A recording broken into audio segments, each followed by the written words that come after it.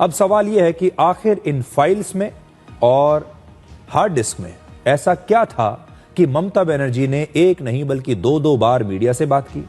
ऐसा इन दस्तावेजों में क्या है कि ममता बनर्जी पहले प्रतीक जैन के घर पर पहुंची और फिर आईपैक के दफ्तर पर भी पहुंच गई, प्रतीक जैन के दफ्तर पर पहुंच गई। एक नहीं दो बार एक राज्य की मुख्यमंत्री अपना सारा काम छोड़कर लोकल पुलिस को अपने साथ लेकर एक बार प्रतीक जैन के घर जाती हैं, रेड को रोकने की कोशिश करती हैं, वहां से दस्तावेज ले लेती हैं, फिर प्रतीक जैन के दफ्तर में जाती हैं, फिर वहां से भी बहुत सारा जो कागजात हैं उन्हें अपने साथ लेकर चली जाती हैं। ऐसा इन कागजात में क्या है कि एक राज्य के मुख्यमंत्री को अपना सारा काम छोड़कर एक ईडी की रेड को रोकने के लिए जाना पड़ा।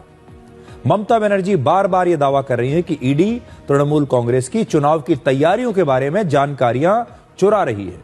अब सवाल यह है कि इसमें क्या जानकारी ऐसी होगी, इसमें ऐसा कौन सा टॉप सीक्रेट होगा जो किसी को पता ही नहीं होगा। किसी भी पार्टी की जो रणनीति होती है, उसका जो चुनाव का डेटा होता है वो क्या होता है?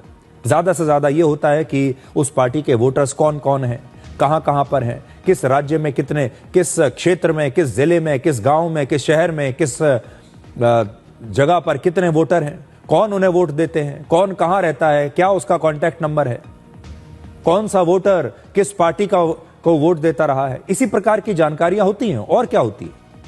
ऐसी जानकारी तो चुनाव आयोग से भी किसी को भी मिल जाएगी और देश के लगभग हर पार्टी के पास अपने वोटर्स की पूरी लिस्ट होती है, दूसरे के वोटर्स की पूरी लिस्ट होती है और चुनाव आयोग ये लिस्ट खुद सबको देता है। अगर आज मैं और आप भी चाहें तो हम भी वो लिस्ट निकाल सकते हैं, अगर हम जानना चाहें तो इसमें ऐसी कौन सी इतनी बड़ी बात हो गई कि अगर ये लिस्ट या इस प्रकार का जो पूरा डेटा है अगर वो किसी के हाथ लग भी जाए तो इसमें ऐसी क्या बड़ी बात है कि मुख्यमंत्री को अपना दफ्तर छोड़कर यहां आना पड़े।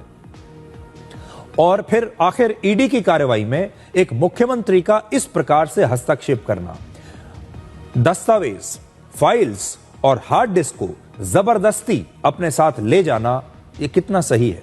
और अगर यह परंपरा भारत में शुरू हो गई तो केंद्रीय जांच एजेंसियां जो है ये तो फिर ऐसे किसी भी राज्य में कभी कोई कार्रवाई कर ही नहीं पाएंगी जहां विपक्षी पार्टियों की सरकार है।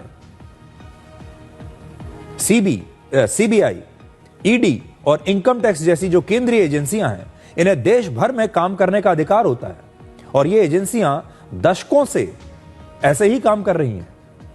लेकिन क्या ममता बनर्जी ने पश्चिम बंगाल को अब एक अलग देश बना दिया है जहां केंद्रीय एजेंसियों को भी काम करने के लिए वहां बाकायदा वीजा लेना पड़ेगा, इजाजत लेनी पड़ेगी? आज ऐसा लगता है कि देश की केंद्रीय एजेंसियों को जो उनकी जो परिभाषा है उसे ममता बनर्जी मानती ही नहीं है। और पश्चिम बंगाल ने, आपको याद होगा, वर्ष 2018 में सीबीआई से अपना जनरल कॉन्सेंट वापस ले लिया था। इसका मतलब है कि पश्चिम बंगाल में राज्य सरकार की मंजूरी के बिना अब सीबीआई ना तो कोई रेड कर सकती है और ना ही कोई इन्वेस्टिगेशन उनके राज्य में कर सकती है और ना ही कोई एफआईआर कर सकती है। अब ईडी के कामकाज में इसी तरह का हस्तक्षेप अब किया जा रहा है।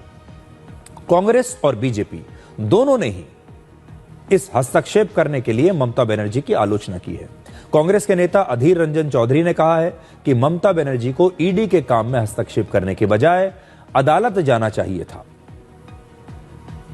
ये क्रिमिनल ऑफेंस है, ये सारा देश देख रहे हैं, सिर्फ पश्चिम बंगाल की जनता नहीं, ये पूरा देश का सामने हमारा फेस लॉस हो गया। What is happening in West Bengal today and what is going to be happen tomorrow, अभी ये जनता को सोचना चाहिए, पूरा देश को सोचना चाहिए, जो संविधान की कस्टडियन है उसको सोचना चाहिए। एक मुख्यमंत्री को ये शोभा नहीं देते, चाहे किसी के उनके जितने करीबी हो। अगर ईडी सीबीआई कुछ करते हैं तो कानूनी लड़ाई, कानूनी जंग छेड़िए।